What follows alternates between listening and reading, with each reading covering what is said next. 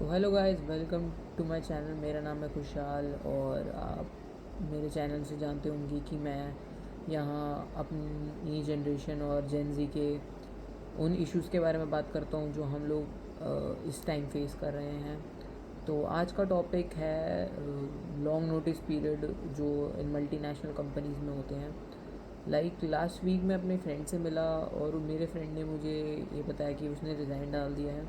तो मैंने उससे कहा कि तेरा नोटिस पीरियड कितना लंबा है, तो उसने मुझे बताया कि उसकी 3 महीने का नोटिस पीरियड है।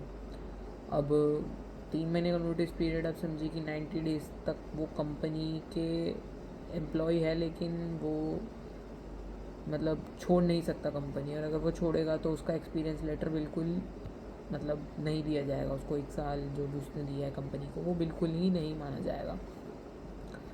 तो मैंने उससे पूछा कि तूने रिज़ाइन क्यों डाला, तो उसने कहा कि सैलरी बहुत कम है और मुझे अपनी सैलरी बढ़ानी है, तो उसने इसलिए रिज़ाइन डाला। और उसकी बात बिल्कुल सही है, सैलरी बहुत ही कम है और आप बिना स्विच करे आप सैलरीज अपनी बढ़ा नहीं सकते किसी कंपनी में रह के।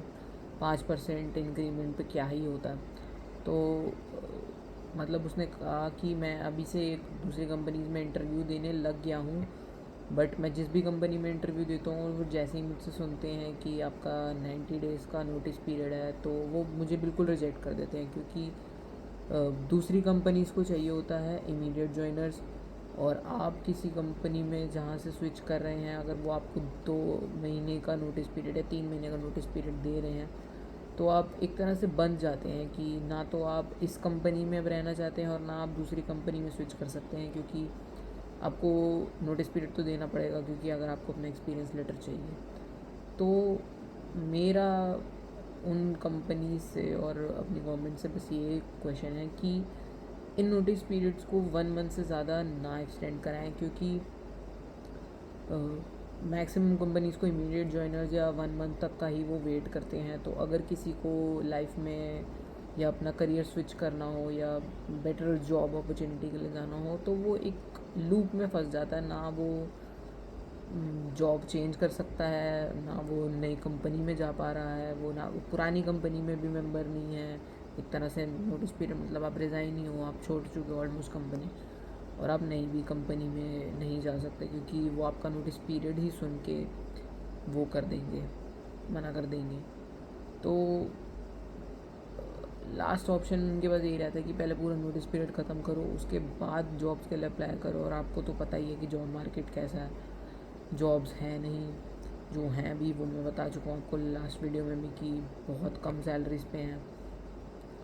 तो ये इशू बहुत ज़्यादा ऐसे वाइडली मैं सुन रहा हूँ कि कंपनीज आपसे 1 मंथ का नोटिस पीरियड, तो बहुत ही कम कंपनीज़ में है, मतलब 2 मंथ्स 3 मंथ्स है कंपनीज़ में नोटिस पीरियड। तो मैं अपनी गवर्नमेंट से ही कहना चाहूँगा, रूलिंग गवर्नमेंट है जो भी गवर्नमेंट है, कि इस चीज़ को थोड़ा उठाएं।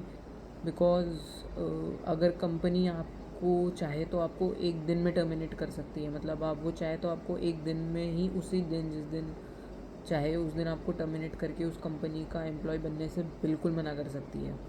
बट अगर आप खुद छोड़ना चाहो कंपनी को, तो आप मतलब कंपनी को 3 महीने दो, 2 महीने दो, लाइक चीज़ बहुत अजीब लगती है। आप मैं मानता हूँ बहुत सारी कंपनीज़ में पे आउट का ऑप्शन भी होता है कि आप अपना नोटिस पीरियड ख़रीद सकते हैं, बट बहुत सारी कंपनीज़ में ज़्यादातर मना कर दिया जाता है कि नहीं, आपको सर्व तो करना ही पड़ेगा।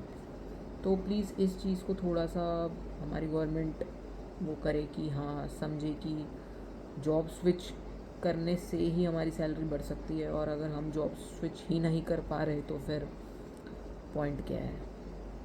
तो ये चीज़ मैंने बहुत लोगों से सुनी, बट लास्ट वीक मैंने अपने फ्रेंड से बात की तो मुझे समझ में आया कि हाँ, इन कंपनीज़ में ये इश्यूज़ हैं। तो प्लीज़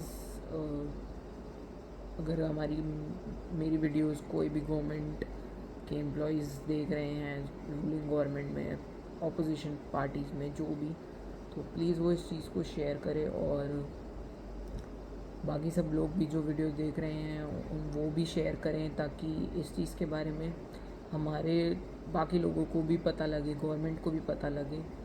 और थैंक यू उन लोगों को जिन्होंने मेरी लास्ट वीडियो पे बहुत अच्छा रिस्पांस मुझे दिया।